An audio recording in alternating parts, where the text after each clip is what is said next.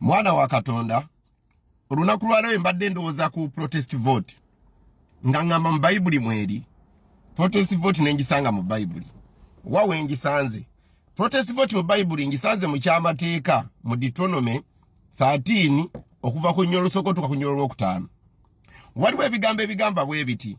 Bigamba nti Katonda n'agamba abaana ba Isirayiri nti bw'anaalabikanga omuntu yenna oba nabbi n'ababuli ebintu byonna nga bye bigenda okubeera ne bituukirira.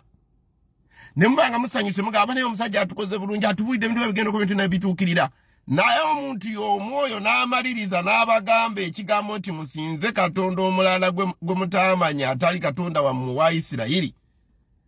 Bayibuli egambye nti mudduke mangu mumujeemere kubanga Katonda amwe abeera abakema okulaba baddala ye yekka gwe musinza. Nga tulina abakulembeze abajja nga basinza Katonda nga bagaba balokole ne batuuka mu ne baleka okukyusa olulimi batandika okudda ku bachwezi must shine. Ne ngamba nti kakati kyekiddako ne ngamba kantandika kandowooze nefuna revelation ey'amateeka agayina okugobererwa okukola kye bayita a successful protest vote oba a successful revolution. Otegera ekigambo ekyo amateeka onenda kubangera mu Luzungu ne mu Luganda. Etteeka erisooka rule number 1, don't work in isolation. Don't attack. Togenda kulumba abantu bateekamu bamenyi b'amateeka bano abalina okukuma amateeka abasirikale ba gavumenti ng'ate be bagamenya. Okitegeera tobalumba ng'oli omu. Mugendere mu kibinja. Okitegeera don't run. Etteeka eryokubigamba make sure your numbers are above those numbers for which those guns can shoot and kill before you reach them. Nti making sure nti abantu boli nabo ekibiina kyoli nakyo kinene nnyo okusinga abasirikale bali ne mundu zaabwe bezisobola okutta nga temunnabatuukako. Kubanga buli kintu kyonna kikolebwa mu kibayita reasonable man's test.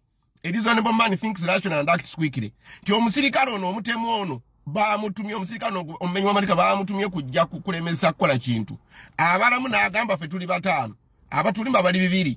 Ezine mundu zine AK47 magazine amasoba 18 oba 15. Bw'anaaga kubajjaga malamu nga mumaze omutuukako so tagikozesa kubanga oli batejja kukola kyayagala.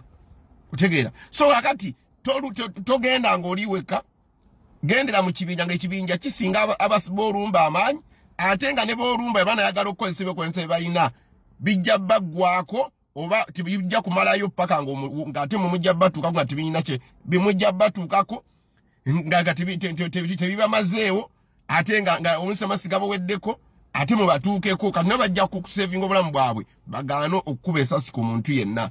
Etteeka eryokusatu don't run just advance peacefully. Toba nakisi ate todduka ng'ogenda gye bali gwe tambulira ku pesi okojjidde ng'atabalaba. Genda bakatambika bamasayi balumba empologoma nga bazira zikutte engabi yaazo ne bazirumba nga balina miggo empologoma ne zitya ne zibogwa ne zimala ne zidduka.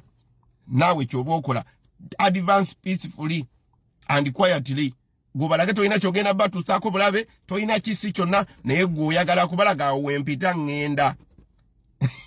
Etteeka eryokuna ligamba only run towards or charge towards them when they begin shooting at you. Singa batandika buli obusajja 7 butandise bakubamu amasasi mulaba omwagudde run towards them. Kasita mulatega okudduka mugenda gibuli bagenda babadde baluddewo okulizoninga okwesa reasonable man's test bagenda gikozesa badduke oba bawanike. So only when nga batandise okushootinga kumwe batusa omwasooka bakubye okubiri then advance run very fast. Sajida timugenda okutuuka wali nga ati mukendeza ku namba ez'abattiddwa oba bakubiddwa amasasi. Etteeka eryokutaano when you subdue those illegal agents okitegeera disarm them. Okitegeera mubatuuseeko mumaze okubasalako disarm them. Okitegeera lwaki olina okuba disaminga n'obajjako emmundu okulaga nti kati status quo ekyuse.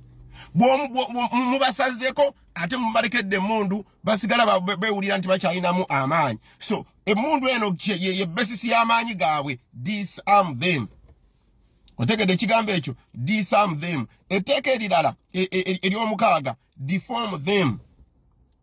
oba deforming otya bwe abasajja mubagalagire bajjemu amasaati bwe abakazi mbagaye bajjike enkofiira okitegeera bwaba mukazi ng'alinamu akati kyati munda ajjeko ekyambalo kya waggulu n'enkofiira bonna baziggyeko babeere like you babeere nga tojasobola kubaawula basigaze empale muyinza balekera obukofiira naye bajjeko amasaati etteeka ery'omusanvu let them move with you while they are at the front walking with you and working as a shield as you advance mumaze okukola okubadisaminga okubadiforminga kakati mubagambe nti katwagala tutambule nga tugenda nammwe maaso nga mubakubye jeki nga bebakube bali maaso sajira tibemuddamu okusanga baba baagala kukuba bano bannaye basooka okukuba and make sure bali balengera nti bano bannaabwe okitegeera bemukulembezera banatandika okukuba bagenda sooka kukuba bo so they will not shoot them etteeka ery'omunaana put out of action all military trucks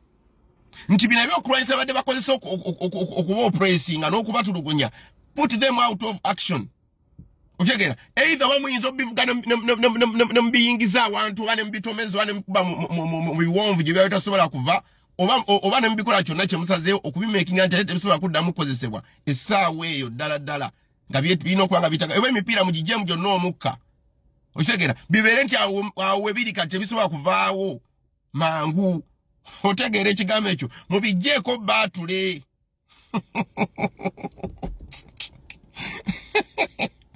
owidde ekigambo ekyo don't use many routes to arrive at a point if your numbers are not overwhelming yet nti muli abantu 1,000 abantu 1,000 basobola okukola revolution naye mugikoze mutya mulina okuba nga abantu 1,000 mwekuumye nga muli wamu abantu 1,000 just 1,000 basobola okukola revolution naye nga mwekuumye muli wamu bwe munaba abantu 1,000 ne mwegabanyamu obubinja 7 mugenda fuuka abantu 2 esasi limu mu bbanga amasasi 3 banattako 2 nga ordinary ajja balaba apima amanyi bano bwe tubakuba amasasi magazini 10 tubamalawo wa magazini 10 tubamalawo kubanga bali 2 so nga mukyali 1,000 mukyali 2,000 temwedividing okutuusa nga muyingidde abantu kumpi emitwalo nga muli mitwalo bumwezi omutwalo muli 15,000 musobola okwedividinga muli 3,000 musobola okwedividinga ne 2,000 musobola okwedividinga ne don't overdivide yourselves ng'ennamba zammwe tezinabeera overwhelming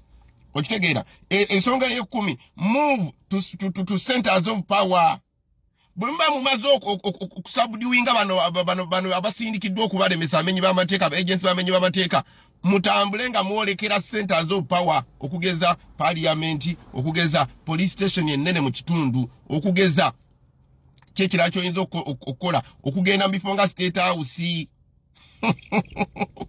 kubanga zoza the centers of power ayo yewali kyoyagala okitegeera etteeka eddala namba 11 choose a commander mulina okwerondamu omukulembeze kubanga buli muntu abana bukulembeze nga mulimu ekyo ekintu mugenda kutendewalirwa nga temumanyi waje mudda mwerondemu omukulembeze mufune omuzindaalo abe nga asobola okubaako kyayogerera ne mukiwulira era ne mukigoberera otegeera be quick mwanguyirize nga mumaze okusikasita mumale okusabudiwinga ttiimu esooka mulina okwadvansinga ku speed ey'amaanyi okulaba nti mutuuka mu buli kifo kyonna mu ddakiika ntono nnyo lwaki kubanga bwe munaalwawo mugenda laws of nature zigenda kukubalemesa okumaliriza kimotandise ekisooka enjala ejja baluma nga temulina mmere so bwe mutandika ku ssaawa emu zigenda okubeera essaawa 4 nga buli wamu wonna wali power center mutuuseewo nga mutegedde ekiriwo otherwise bwe munatandika ku ssaawa emu ne mulinda ssaawa 2 ne mulowooza munagenda wera akawungezi kati enkya tugende ku state house kati enkya tugende ku parliament binaagenda otuuka eyo nga abamu enjala ebalumye abalala bakubidde amasimu abalala batiisiza nga n'omulabe mumuwadde chance eddamu okuliorganizinga okweteeka tekusala amagezi engeri gyaddamu okubalumba okitegedde so immediate once you start and finish otegedde ekintu ekyo once no resistance is felt anywhere then muyingire mu Uganda empya bwe muba temulina kibugo mukyawulira nti waliwo ate abo abawaganyadde egindi ne bwe zibe essaawa 3 nga mutuse mutesasi mukebeddeyo mugenze ku parliament mukebeddeyo mugenze ku Constitution Square mukebeddewo nga tewali awakana then muyingire mu Uganda empya mukama ababawo omukisa so tugenda mu church aga amateeka gendoweza okuolwa leero ng'okuteekateeka oba okuteekateeka omuntu yenna ayagala okukola revolution nti bw'obigoberera ogenda funa successful revolution mukama abawo omukisa nga mulokoka kuba ne Katonda atugaana okugondera abakulembeze ab'obulimba